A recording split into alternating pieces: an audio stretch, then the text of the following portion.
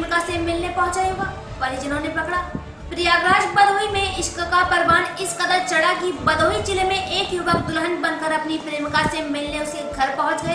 पहले से प्रेमिका के परिजनों ने समझा कि कोई सहेली मिलने आई होगी, लेकिन शक का गहरा होने पर जब युवक को पकड़कर घूंघट उठाया, पोल खुल गई। तभी घर के बाहर पहले से खड़े 2 बाइक सवार युवक उसको लेकर फरार हो गए।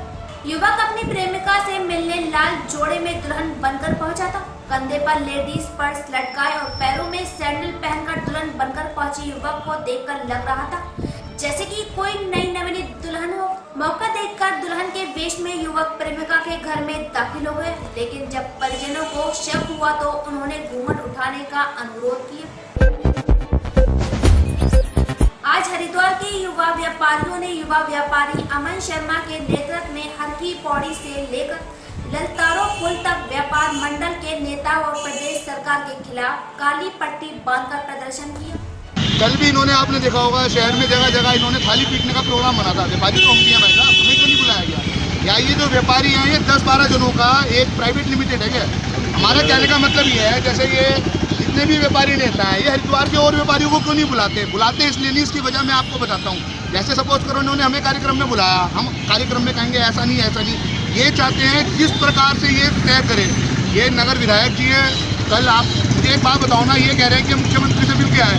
अरे जब तुमने आखिरी में मत्था टेकना शहरी विधायक के पास ही था, तो आप मुख्यमंत्री से फोटो खिंचवाने गए थे क्या? या बहुत दिनों से आपकी फोटो अखबार में नहीं आई थी इसलिए आप मुख्यमंत्री के पास गए थे? ऐसा मैं ये कहना चाहूँगा। और हमारा विरोध प्रदर्शन इस प्रकार ही आगे बढ़ता रहे। प्रांतीय उद्योग व्यापार मंडल ने सरकार के खिलाफ डमरू बजाकर किया प्रदर्शन।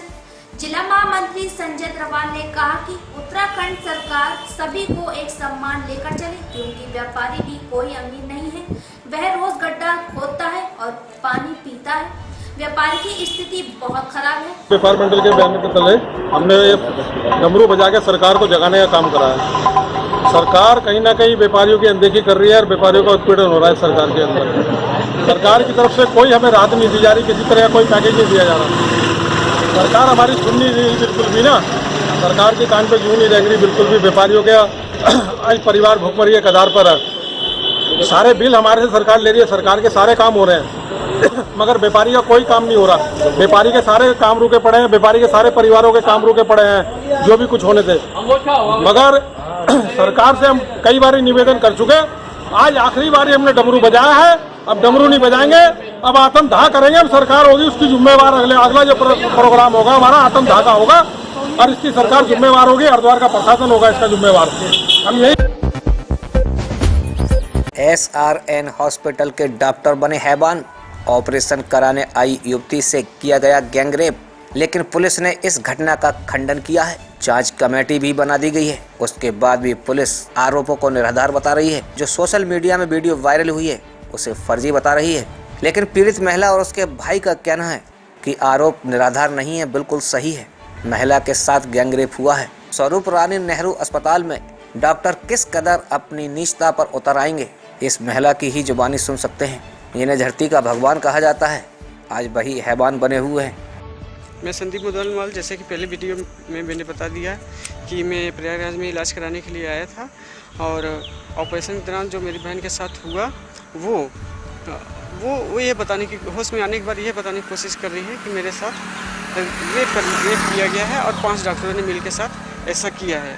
वो ये बताने की कोशिश कर रही है और मैं इस मामले की निष्पक्षता से जांच कराने चाहता हूं और माननीय मुख्यमंत्री योगी आदित्यनाथ जी से आग्रह करता हूं कि वो मेरी और मेरे परिवार की रक्षा करें, क्योंकि डॉक्टर किसी भी समय कुछ भी कर सकते हैं और कंडीशन बहुत ही सीरियस बना दिया है डॉक्टरों ने।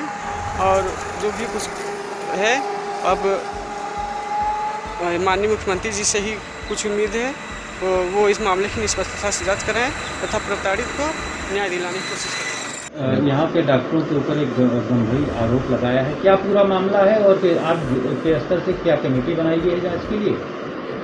मुझे ये कल रात में ये मामला संज्ञान में आया है, जो कि एक निश्चित रूप से एक बहुत ही दुखद बात है कि बिना किसी जांच किए हुए इस तरह से आरोप लगाना ये। और मैं हमेशा कहा कि आप हमारे पास तत्काल आते, जिस लेवल की जांच आप चाहते हम लेवल की जांच करा देते, क्योंकि मैं तो इसे जांच के लिए मैंने एक 5 सदस्यीय जांच कमेटी बना दिया है, जिसमें एक 3 लेडीज हैं, प्रोफेसर रक्षा मिश्रा हैं, doctor Archana Kaur forensic medicine, gynaecologist doctor Amta Chaurasia, medicine के एक डॉक्टर अरविंद गुप्ता और यहाँ के प्रमुख अधीक्षक, इतने लोग एक कमेटी बना दिया।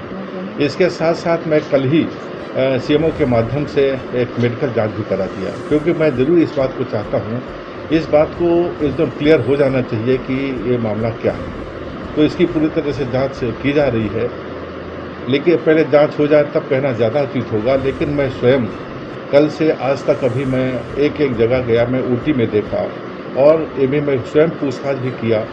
पूछताछ में मुझे ये मालूम चला कि जो सर्जन की टीम थी जो ऑपरेशन कर रही थी, उसमें 4 उसमें से थे, उसमें 2 लेडीज़ डॉक्टर थी मैनेजर हैं और 2 मेल डॉक्टर थे वो जो ऑपरेशन किया था। इसके साथ जो एनेस्थेटिस्ट की टीम थी, उस एनेस्थेटिस्ट टीम में 2 लेडीज़ डॉक्टर थी, एक स्टाफ नर्स थी। और वो ओटी, मैं अभी ओटी का स्वयं गया देखा ओटी की स्थिति, तो वहाँ के बहुत बड़ा इतना ग्लास, उसमें दरवाजे में बहुत बड़ा एक ट्रांसपेरेंट ग्लास लगा है कि, और यूजुअली वो ओटी जोन है, एक दरवाज़ा भी यूजुअली खुला रहता है और वो पूरा वहाँ एक है, पूरी तरह से दूर से दिखता है। और वो ट्रामा सेंटर में एक ओटी है। ट्रामा सेंटर वैसे भी काफ़ी लोग इस समय एडमिटेड हैं, क्योंकि हमारा नॉन कोविड एरिया 2-3 जगह चल रहा है, उसमें ट्रामा एक है जहाँ पर उस समय भीड़ है। तो मेरे अनुसार देख के ऐसा लग रहा है कि ऐसी बात नहीं है।